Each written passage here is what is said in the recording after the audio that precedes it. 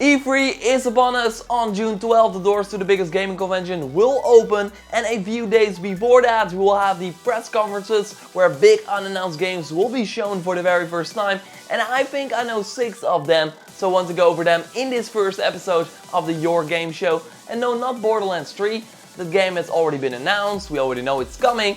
No, these games are still a mystery.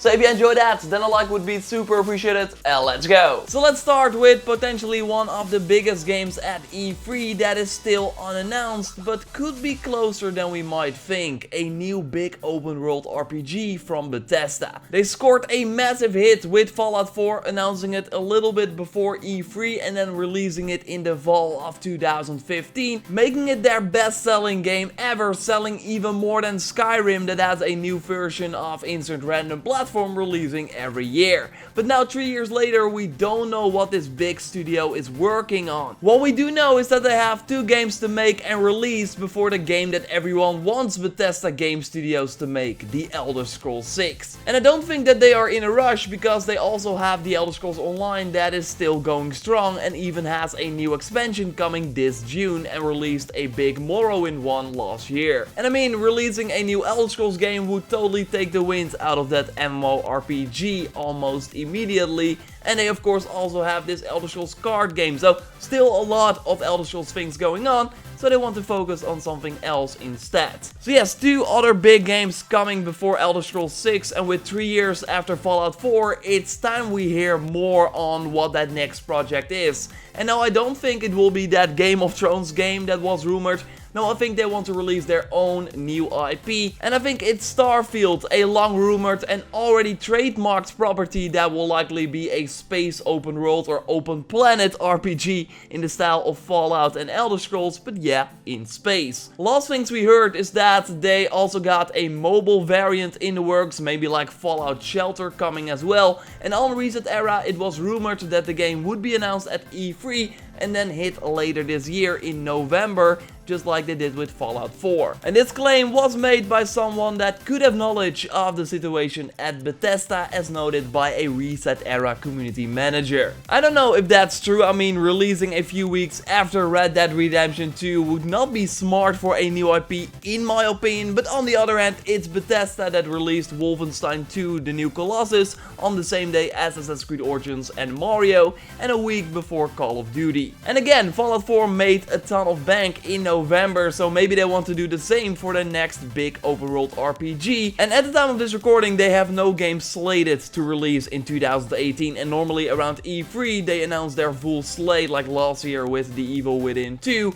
a Dishonored standalone DLC, and also Wolfenstein again, that released at the end of October. So yes, I think Starfield or another new game from Bethesda Game Studios will totally be at E3, but it will be interesting to see if it would launch this year. Bethesda Game Studios can't wait to share what they are working on, and I can't wait to see it. Bethesda will do their press conference on June 10th, but maybe they already announced something before that. I think we can keep this second one shorter. Splinter Cell, a new game, seems a lock at this point, although it will be interesting to see how this game shakes out and how Ubisoft will make it suitable for the 2018 gaming industry. And then I don't mean that linear single player games are dead. I mean, look at the great sales from God of War, but no, I'm talking about the recent Splinter Cell Blacklist that released in 2013, and while it did get great scores, it did not set the world on fire in terms of sales at all. Ubisoft wanted the game to sell 5 million units and it only achieved 2 million after 3 months on the market, so you could say that the game failed miserably. Yet it seems like they want to try it again, looking at the random Amazon Canadian listing of the game, and recently Walmart put it up as well. Combine that with the fact that Splinter Cell made an appearance in Ghost Recon Wildlands with Michael Ironside voicing him again, it seems like he did not only return for a Wildlands gig. No, it seems like there's more going on. And I think that if this game is coming, it will be another Ubisoft open world game. I think Metal Gear Solid 5, but with Splinter Cell, so with a focus on stealth. I mean, they tried the traditional campaign route, but that did not work out, and the recent Ubisoft open world games have been killing it. So I think it totally makes sense that Ubisoft wants to go the open world route instead. On June 11th we will likely see this new Splinter Cell game, although I can see Microsoft go and announce the game as well at their show, so then it would be one day before June 11th on June 10th. One game I did not play but know has a big fan base is Dying Light, and I think a sequel is like a lock-in and could totally be coming with a January 2019 release date. And why so specific? Well, Dying Light worked out because it came out in an amazing dire time in January 2015, when a lot of people jumped on the new generation of hardware during the last holiday season, but they did not really have a lot of awesome games to play. And here was this open world zombie game that got great scores as well, so a lot of people jumped on that. In February of this year, developer Techland announced it had sold 13 million copies of the game, which is huge, and that 500,000 players are still playing the game weekly. So I think a new game in the series is a safe bet, and Techland also said that the Dying Light brand was a huge brand for them. So yes, I think you want to blow this up at E3, almost 3.5 years after the release of the original. If you then release it in January 2019 again, I think you have a guaranteed hit. Moving on to number 4, a game that should be in the works for a while as well is the next title from Rocksteady, one of the premier Warner Bros. Studios responsible for the Batman Arkham games, and their previous big title released in 2015, so they have been cooking up something over there for a while now. Okay, they made this Batman Arkham VR game, but that must have been a small side project for sure. I mean, the game was only 1 hour and was not full priced at all. And while the publisher Warner Bros. Had 2 big AAA games last year with Injustice 2 and Shadow of War, they are lacking any games for the release in this fiscal year, so before April 2019. So it makes sense that Rocksteady is up next and ready to showcase their game that can cause people to lose their mind, according to the marketing game manager. It will not be a new Batman game, since it was clear that Rocksteady was going to move on after the Arkham games. It is also rumored that the studio behind Batman Arkham Origins, Warner Bros. Montreal, is working on a new Batman game instead, that in June 2017 got rebooted, according to Jason Schreier from Kotaku, a man with a proven track record. Meaning that that new Batman game is likely something for next year, and that this new Rocksteady game is not a Batman title.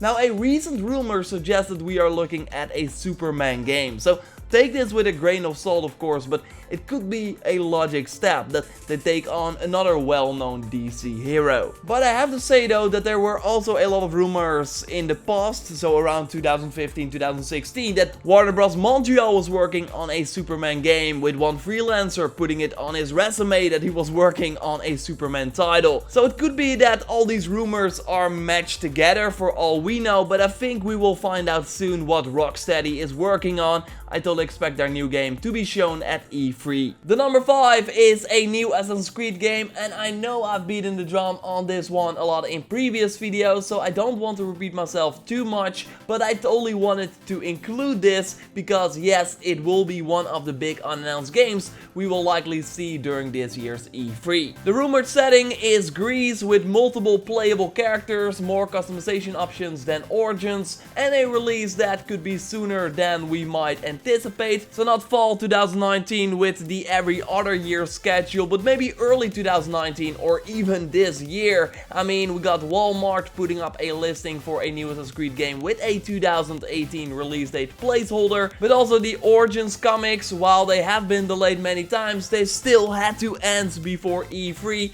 and also the fact that Ubisoft wants to release 4 AAA games before April 2019, and 2 we already know, Skull and Bones and The Crew 2, and 2 are still up in the air, but probably being a new Splinter Cell game and Assassin's Creed with The Division 2 likely launching later than March 2019 because of a significant reduction in expected unit sales after Ubisoft pushed one then big unannounced game to the next financial year, so starting April 2019. And if they go back to this yearly release schedule or release a new one in early 2019, so a year and a half after Origins, it would not mean that the game has has not been in development for a while because when Origins was delayed, the other game that was probably in the works as well was then also pushed. If the developers, for example, behind Assassin's Creed Syndicate are now working on this new Assassin's Creed game, they had 3 years to do this. So that would be enough, and they probably had help from a lot of other studios, as we saw with Origins as well. So I think we will not have to worry about the quality of this game, but of course we will have to wait and see. But I think at E3 we will know the answers. The final game I want to touch on is an interesting one because we know something is coming, but it's still like an unannounced game. The new project from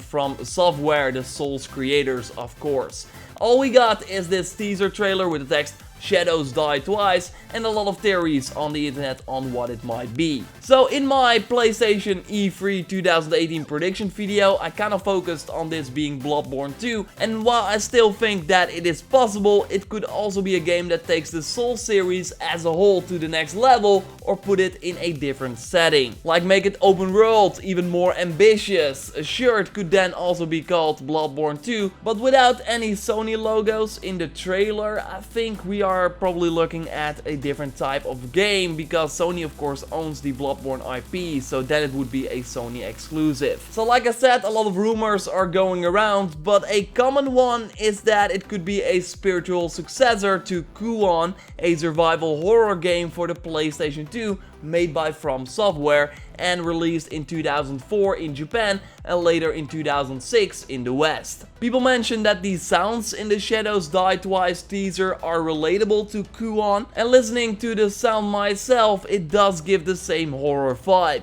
People point out that the scrolls you see in the background could be the scrolls you read in Kuon as well, and that we see here on the bottom of the screen. From Software is ready to do something else after so many Souls type of games they said, but I don't think that this title will be a lot different than their popular games, just different enough that it makes it feel fresh. Like I said, maybe an open world game set in the ancient Japan setting from the Kuon game. So if Shadow Dies Twice is that, then I still don't think it's out of the realm of possibilities that we do not see a Bloodborne 2. I think we might see it as well. And I know I would only mention 6 games in this video, but doing the research on this, I don't think it's impossible that not From Software, but Studio Japan is making the Bloodborne sequel. Like I said, Sony owns the IP, and it's Japan's studio that brought the idea of Bloodborne to From Software and worked on the game as well. Interesting stuff, and now that I think about it, this is totally something that could happen. But going back to Shadows Die Twice,